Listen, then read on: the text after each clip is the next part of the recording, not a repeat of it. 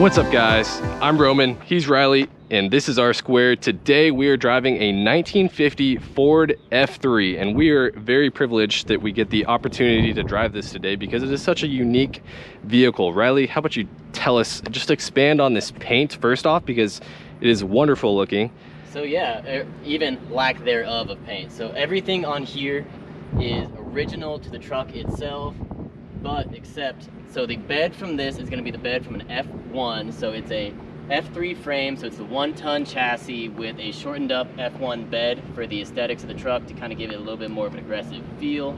So you got the original red paint, or pretty much faded paint on the actual truck, and the blue paint from the bed. It's all just been oiled over so we can get a nice good glossy feel. Talking to the owner, it was left in a field for a long time, and every time he said he goes to a car show, that's always been people's big thing, is like, what color are you gonna paint the truck? What color is it gonna be and when it's finished?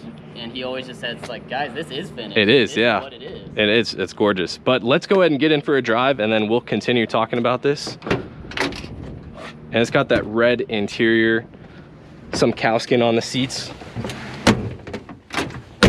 Takes a little bit of a slam. Yep.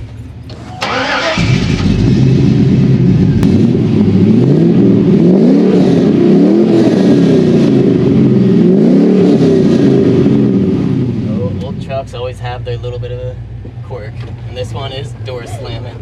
Yeah, but you know, the thing is from what I've noticed about this interior is that everything's very well put together. So that's one thing that the owner was telling me as well, is like a lot of what was in here before was just your classic, your vinyl seats is on all of like your older vehicles like this, and he ended up having an old cowskin rug. They took this to his upholstery guys, and they ended up just putting all the cowskin on the seats, on your actual visor up there. Did brand new door cards for this. Ended up taking it to a local artist to get all the pinstriping done. So the interior looks like it's supposed to look, while also having a lot of like your modern comforts in here. Like he has lights under the dash, full sound bar behind the seat so he can still cruise and listen to his music.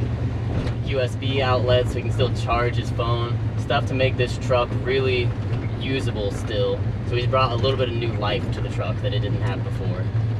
Yeah, and one thing that we haven't talked about yet is the mechanical side of this thing. This is a 4L80 transmission hooked up to an LS1. It came out of a, mid-2000s Chevy truck. Yeah. So it is not a Ford engine. It's the only thing that hurts me a little bit about this truck. But with that being said, it sounds amazing. It's got an aftermarket exhaust, and I think you know a little bit better the mod list than I do. So exhaust wise, it should be running like a MagnaFlow X-Pipe style thing down there, full through. Engine should have, it's got some Edelbrock heads, stage 2 cam, a little bit more of like in between like a cold air and ram air intake. It's really just, you can hear it wants to go. Yeah, it's very little hesitation on the throttle. And there is a little bit of play in the steering wheel, but overall the truck, it feels straight, it feels solid. It's actually smooth riding. And I think smooth on smooth roads, but having gotten to where we were on some bumpy stuff, it's set stiff. It'll do what you want it to do. It's predictable. I mean, stiff is a good thing. Even in a truck like this, you want the best of the best. But I think one thing that you were going to talk about is this truck actually has some Crown Victoria suspension components. Yes, so all of the suspension on here was taken off Crown Vic Interceptor. Rear end's got 4-link setup, so it'll actually hook up when there's weight back there. When there's not weight, you can spin this thing at 60. Yeah, it's a super light truck. Yeah. I mean, it feels light, but you know, steering's still responsive for this year. You expect an old truck like this to weigh like over 3,000 pounds. It probably does, but you expect a truck like this to weigh about 2 tons probably, with everything being metal. Yes, and one thing I do like to bring up is, you know, Ford did make a lot of these trucks. In fact, they made 345,000 F-Series trucks in 1950 model year, but you never see anything, you know, up from this time anymore. Yeah, I mean, really. these are rare trucks. Most of the stuff you'll see at a show now is gonna be like your 60s and 70s, like C7, like, or like just old like Chevy trucks, like C10, yeah. But a lot of what you're gonna see is not this era of truck. You get like the next era. So this is really unique to have around. And you know, you look at the dash here, and you have these custom gauges, obviously, that they put in there. All autometer stuff. Autometer. It's got the chrome rings going around every single gauge, and then you have the chrome on all these knobs here, the turn signals, the wiper. You literally have chrome on the wiper, the steering wheel, and then we have this really cool F3 emblem right here, right in the center, to let you know it's not an F1, it's an F3.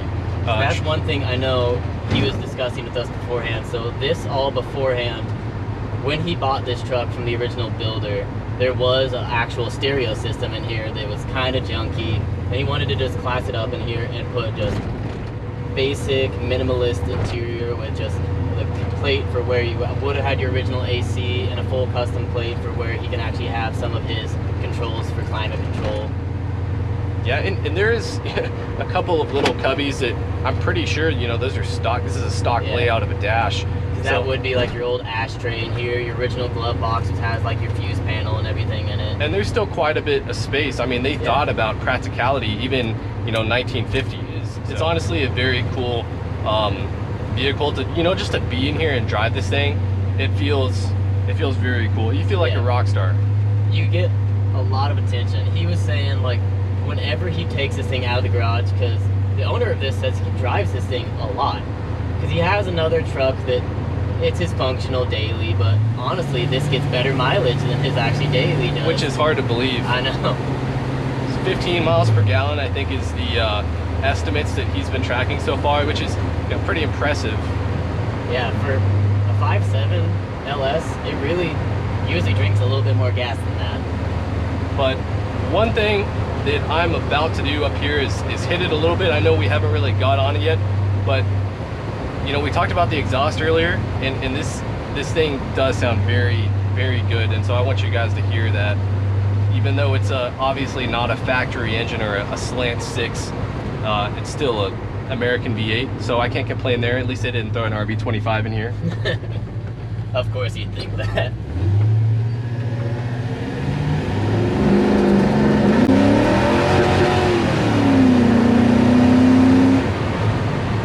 Yeah, so I mean, you could feel it scooting a little bit. It kicks out a little bit.